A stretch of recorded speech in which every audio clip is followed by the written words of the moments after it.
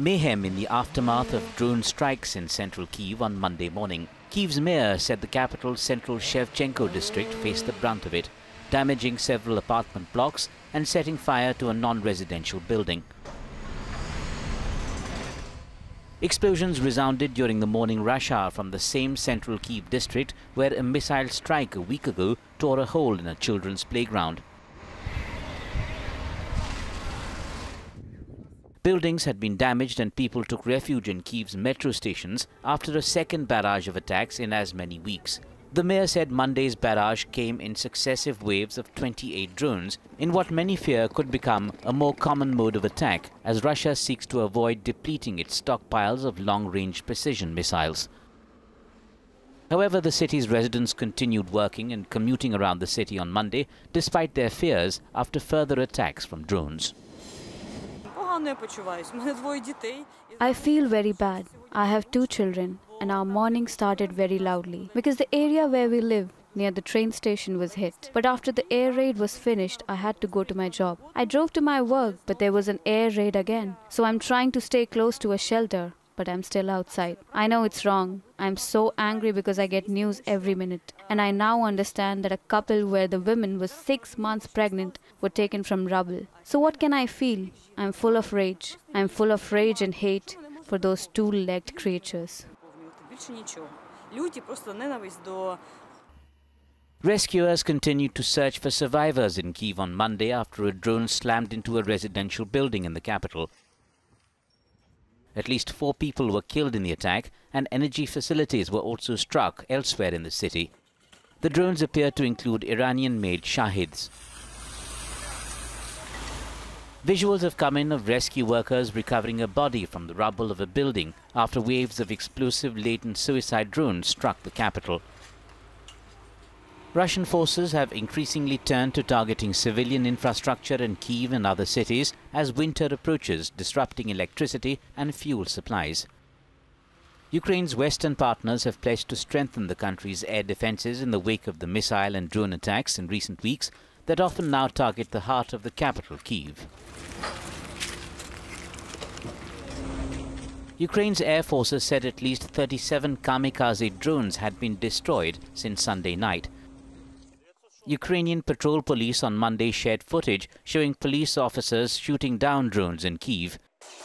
This is the second wave of kamikaze attacks unleashed by Russia on Ukraine in just over a week. The name has a World War II link. Kamikaze derives from a tactic of attack adopted by the Japanese during World War II. Pilots of fighter planes laden with explosives in a suicide attack mission would crash into an enemy target to cause maximum damage. Like the Japanese planes, modern kamikaze drones too are destroyed after striking a target.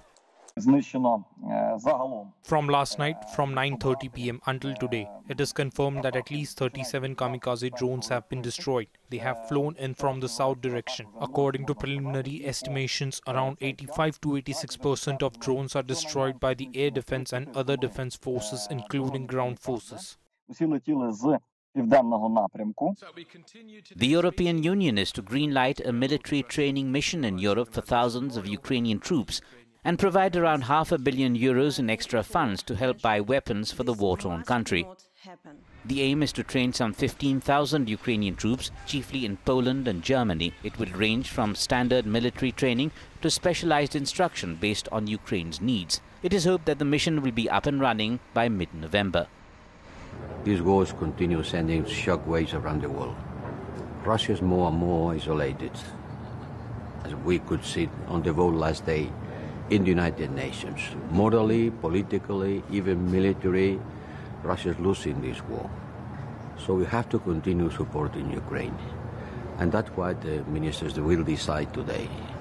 I hope it's going to be a 6th new tranche of the European Peace Facility, military support, and this training mission, a powerful training mission, deployed out of the borders of Ukraine, but providing and strong support to the Ukrainian military.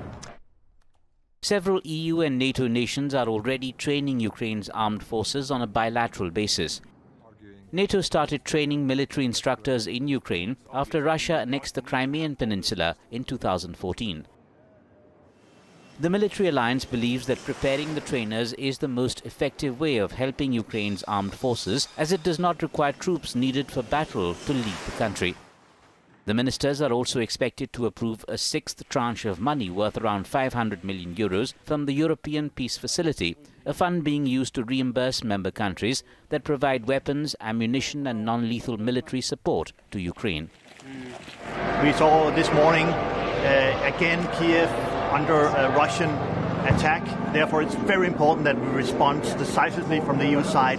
And from our side, for me, it's very important that we establish a EU military training mission to Ukraine, and also that we release more money for supplying Ukraine with weapons, and not least also weapon systems that can defend themselves against these attacks we see at the moment.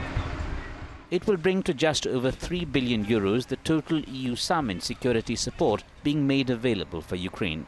Individual countries are also spending more on top of that.